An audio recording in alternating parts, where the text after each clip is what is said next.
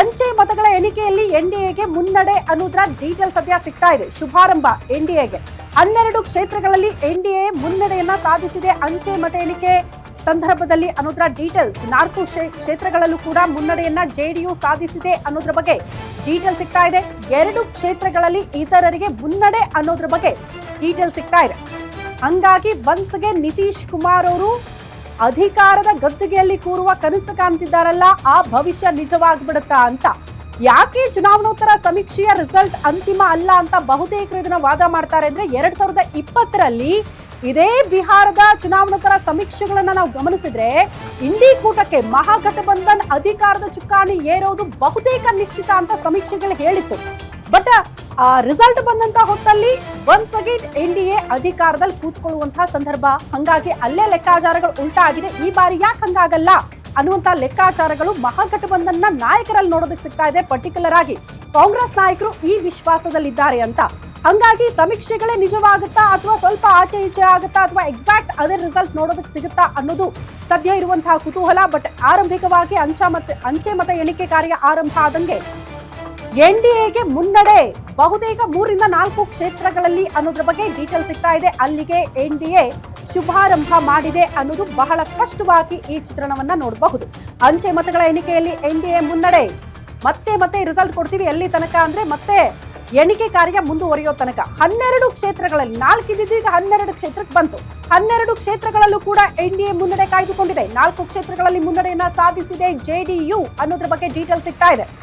ಸತತ ಪರಿಶ್ರಮ, ಸತತ ಹೋರಾಟ, ನಾರಿ ಶಕ್ತಿ, ಯುವ ಸಮೂಹ ಇದೆಲ್ಲವೂ ಕೂಡ ಮೋಸ್ಟ್ಲಿ ನಿತೀಶ್ ಕುಮಾರ್ ಅವರಿಗೆ ವರದಾನ ಆಗುವಂತಹ ಲೆಕ್ಕಾಚಾರಗಳಿದೆ.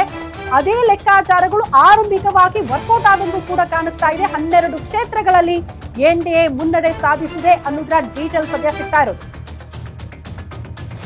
ನೋಡಿ, ಅಂಕಿಅಂಶಗಳನ್ನ ನಾವು ಗಮನಿಸ್ತಾ ಇದೀವಿ. ಈಗ ಆಲ್ರೆಡಿ ಈಗ ಮ್ಯಾಜಿಕ್ ನಂಬರ್ ಏನಿದೆ 122, ಆ ಮ್ಯಾಜಿಕ್ ನಂಬರ್ ಯಾರ ಪಾಲಾಗತ್ತೆ, ವಿಜಯದ ಮಾಲೆ ಯಾರಿಗೆ ಸಿಗತ್ತೆ? ಈ ಹಿನ್ನಡೆ ಮುನ್ನಡೆ ನಿಜಕ್ಕೂ ಒಂದ್ ರೀತಿ ಕ್ಷಣಕ್ಕೂ ಕೂಡ ಬದಲಾಗ್ತಾ ಇರುತ್ತೆ. ಒಂದ್ಸಲ ಬಿಜೆಪಿ ಮುನ್ನಡೆ ಇರುತ್ತೆ, ಕಾಂಗ್ರೆಸ್ ಹಿನ್ನಡೆ ಇರುತ್ತೆ. ಒಂದ್ಸಲ ಕಾಂಗ್ರೆಸ್ ಮುನ್ನಡೆ ಬರುತ್ತೆ, ಬಿಜೆಪಿ ಹಿನ್ನಡೆ ಆಗುತ್ತೆ. ಈಗ ಸದ್ಯ ಸಿಗ್ತಾ ಇರುವಂತ ಡೀಟೇಲ್ಸ್ ಪ್ರಕಾರ ಗಮನಿಸ್ತಾ ಇದೀವಲ್ಲ, ಓಪನಿಂಗ್ ಅಲ್ಲೇನೆ ಬಿಜೆಪಿಗೆ ಮುನ್ನಡೆ ಸಿಕ್ಕಿರುವಂತದ್ದು. ಅದು ಹೆಚ್ಚು ಕಡಿಮೆ 12 ಕ್ಷೇತ್ರಗಳಲ್ಲಿ, 2 ಕ್ಷೇತ್ರಗಳಲ್ಲಿ ಇತರರಿಗೆ ಮುನ್ನಡೆ ಇದೆ. ಅಂಚೆ ಮತಗಳ ಎಣಿಕೆಯಲ್ಲಿ ಸಿಗ್ತಾ ಇರುವಂತಹ ಮಾಹಿತಿ ಪ್ರಕಾರ ಎನ್ಡಿಎ ಮುನ್ನಡೆ 12 ಕ್ಷೇತ್ರಗಳಲ್ಲಿ ಎನ್ಡಿಎ ಮುಂದೆ ಇದೆ. ಕಾಂಗ್ರೆಸ್ಗೆ 4 ಕ್ಷೇತ್ರಗಳಲ್ಲಿ ಜೆಡಿಯು ಮುನ್ನಡೆಯನ್ನ ಸಾಧಿಸಿದೆ. ಅದೊಂದ್ ಕಡೆ ಸಾಕಷ್ಟು ಕುತೂಹಲ ಇರುವಂತದ್ದು. ಯಾಕಂತಂದ್ರೆ ಕಾರಣ ಅದಕ್ಕೆ 10 ಹಲವು ಕಾರಣ ಇದೆ. ಕಣದಲ್ಲಿರುವಂತಹ ಅಭ್ಯರ್ಥಿಗಳಾಗಿರ್ಬೋದು, ಈತ ಒಲ್ಲದ ಮನಸ್ಸಿನಲ್ಲೇ ತೇಜಸ್ವಿ ಯಾದವ್ರನ್ನ ಸಿಎಂ ಅಭ್ಯರ್ಥಿ ಅಂತೇಳಿ ಹೇಳ್ಕೊಂಡಿದ್ದಾರೆ. ಬಟ್ ಆದ್ರೆ ಅದು ಎಲ್ಲೋ ಒಂದ್ ಕಡೆ ಅವರಿಗೆ ಸಹಮತ ಇಲ್ಲ. ಬಟ್ ಆದ್ರೂ ಈ ಹಾವು ಏಣಿ ಆಟ ಹೇಗಿರತ್ತೆ, ಹೇಗೆ ಅದನ್ನ ಕಾಂಗ್ರೆಸ್ನವರು ನಿರ್ಧರಿಸ್ತಾರೆ, ಅದಾದ ನಂತರದಲ್ಲಿ ಏನಾದ್ರು ಮತ್ತೆ ರಾಜಕೀಯ ಚದುರಂಗದ ಆಟಕ್ಕೆ ಏನಾದ್ರು ಎಡೆ ಮಾಡ್ಕೊಡ್ಬಹುದಾ ಈ ಒಂದು ರಿಸಲ್ಟ್ ಅನ್ನುವಂತ ಕುತೂಹಲ. ಯಾಕೆ ಈ ಚದುರಂಗದ ಆಟ ಪ್ರಭು ಅವರು ಎಕ್ಸ್ಪ್ಲೇನ್ ಮಾಡ್ತಿದ್ದಾರೆ ಅಂದ್ರೆ ನಿತೀಶ್ ಕುಮಾರ್ ಅವ್ರನ್ನ ನಂಬಕ್ಕಾಗಲ್ಲ ಅಂತ. ಜಂಪಿಂಗ್ ಸ್ಟಾರ್ ಅಂತ ಕರೀತಾರೆ ನಿತೀಶ್ ಕುಮಾರ್ ಅವರನ್ನ. ಹಂಗನ್ನ ಮಾತ್ರಕ್ಕೆ ಏನೋ ಆಗ್ಬಿಡುತ್ತೆ ಅಂತ ಅಲ್ಲ. ಕಾರಣ ಸತತವಾಗಿ ನಿತೀಶ್ ಕುಮಾರ್ ಅವ್ರಿಗೆ ಇತ್ತೀಚೆಗೆ ಪ್ರಧಾನಿ ನರೇಂದ್ರ ಮೋದಿ ಅವರ ಮೇಲೆ ಹೆಚ್ಚಿನ ಒಲವು, ಹೆಚ್ಚಿನ ಪ್ರೀತಿ ಎಲ್ಲ ನೋಡೋದಕ್ಕೆ ಸಿಗ್ತಾ ಇದೆ. ಹಂಗಾಗಿ ಈ ಬಾರಿ ಜಂಪ್ ಮಾಡ್ಲಿಕ್ಕಿಲ್ಲ ಅಂತ. ಸೊ ಮತ್ತೊಂದು ರಿಸಲ್ಟ್ ಅನ್ನ ನೋಡ್ತಾ ಇದ್ರಿ. 7 ಕ್ಷೇತ್ರಗಳಲ್ಲಿ ಕಾಂಗ್ರೆಸ್ ಮುನ್ನಡೆ ಅನ್ನೋದ್ರ ಡೀಟೇಲ್ ಸಿಗ್ತಾ ಇದೆ.